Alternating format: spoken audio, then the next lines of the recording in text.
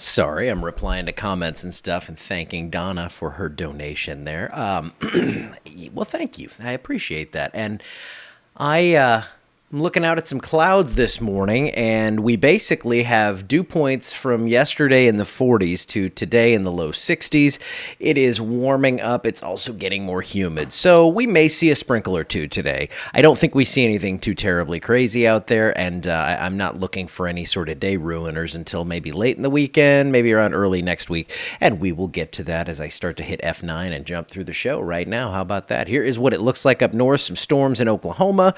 Those are weakening here as we look up that way. Not seeing much else going on. Just some rain showers moving off the mid-Atlantic coast and some frost advisories up in Pennsylvania if you're tuning in from Johnstown. Mid to upper 60s right now for most. Look at Opelousas sneaking in there with a 62-degree reading. It is pretty nice out there still, although I am going to go and shut all the windows because I don't like the humidity. I'm going to go back to the old AC stuff because I like it chilly in this place. And for today, it will not be chilly, but it's not going to be hot. We're not going to complain yet. 80 degrees at 4 p.m., partly cloudy skies, partly to mostly cloudy as we get those high clouds coming into the area. A lot of weather going to be happening to our north and west. Several rounds of severe weather are going to occur, but it looks like the only chance we get for that comes in early next week. And it doesn't look like it's going to be that off the charts down here. Up north, it is going to be a really rough few days. Low to mid 70s temperatures right now. Let's see where we go. Yep, we knew it. 80-ish. That's going to be our high today. The clouds hold us down just a little bit, and the clouds hold us up just a little bit overnight tonight with lows back in the low to mid 60s.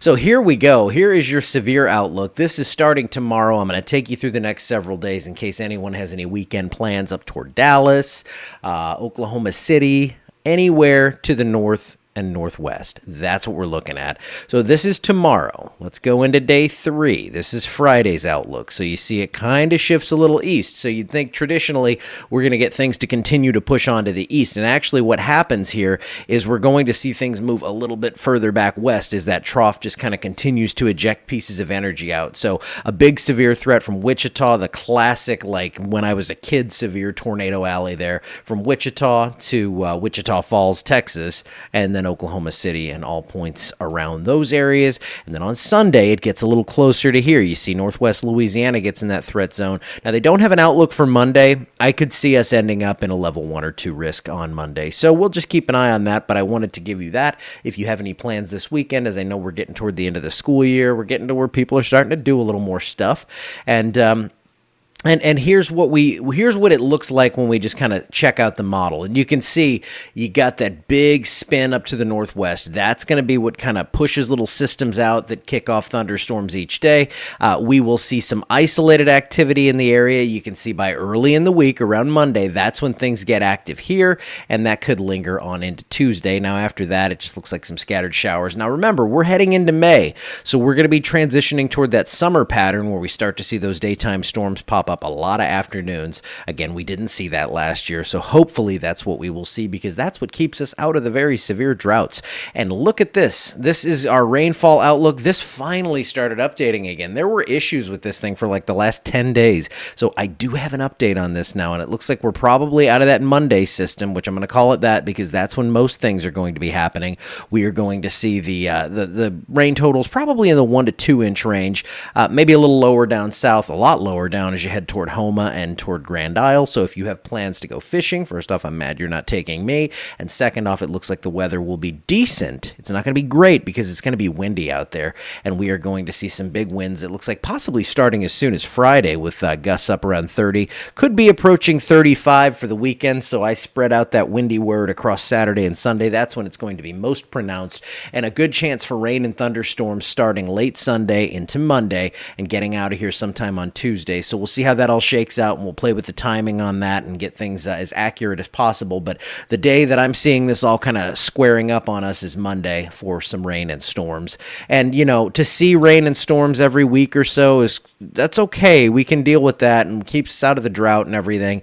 There are times we'll get in those deals where we have a severe threat every 3 or 4 days or something, and thankfully not seeing that right now. And I actually went back yesterday. I was helping out a friend kind of count for a report she was doing, counting the number of tornadoes we had try to pop myself up. I'm still there. The number of tornadoes we had in the state, and when we totaled it all up, it was around 11, and then they found another one. And then when we kind of go in and see what the individual events were across the state out of that last event, we had 16 tornadoes, which is pretty incredible stuff. We had 2 F2, and then the rest they were not classified as strong, but still, that was a wicked system that came through here a couple of weeks ago now.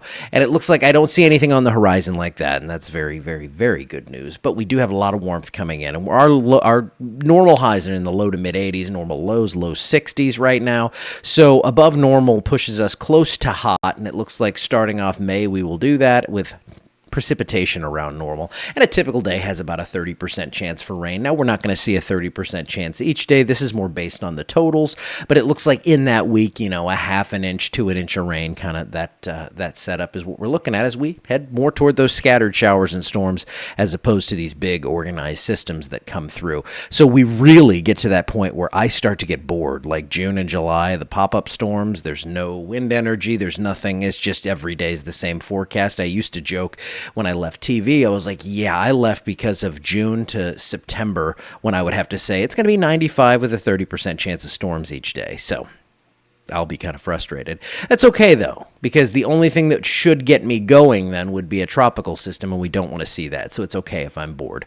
All right, guys, I'm going to get out of here, looking to make sure no questions. Yes, it would be nice if hurricane season would miss us. But I am putting in that generator from Ward Electric for this weather system, and if it just so happens that we get that side benefit of having that power when things get knocked out, or if things get knocked out, I will have that. So that's it. I will be back tomorrow, same time. How about that? Yeah.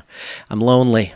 Just got the cats here. Wife is up in Missouri hanging out with Mom, helping take care of things, and they are watching right now. So hello, Mom. Hello, Kristen. Hello, Bear. I will see you soon. See you all tomorrow.